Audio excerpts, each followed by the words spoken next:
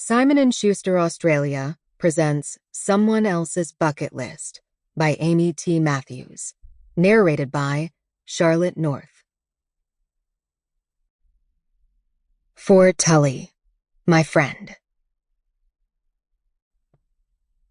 And I didn't know whether to laugh or cry, and I said to myself, "What next, Big Sky?"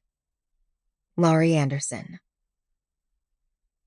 In the midst of winter, I found there was, within me, an invincible summer. Albert Camus. Chapter 1. Thanksgiving. Bree. The last months of Bree's life were, absurdly, full of hope. Hope like a burst of yellow, the vivid dash of goldenrod, daffodils, yarrow, a sudden splash of spring color in the monochrome of the wintry cancer ward.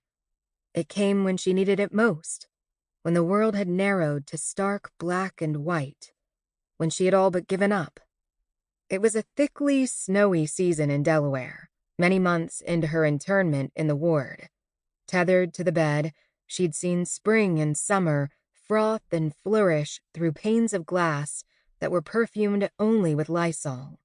And she watched the tree of heaven outside her window turn bright as hot coals as September fell into October, its fiery orange leaves fluttering like Himalayan prayer flags. She'd arrived in May with a cough and was still here in November, sicker than ever. She'd thought watching summer flitter by had been difficult, but winter was looking to be infinitely worse. It was like being buried alive. The hospital was muffled from late October on, with great drifts of constant snowfall. The gusting winds blew the last leaves from the trees well before Halloween, and November spat with ice storms and Arctic temperatures. The windows fogged up, and she lost her meager view. As Thanksgiving neared, Bree watched the perky newsreader on Channel 3 sweeping her hand from North Carolina to Vermont, tracing the projection of yet another storm. The holiday was going to be bleak. Bree wasn't sure which was worse, the weather outside or the conditions in here. Where the ice-white fluorescent lights hummed, everything had a chemical smell, and the food was so soft that it turned to paste when you tried to cut it. And then there was chemo.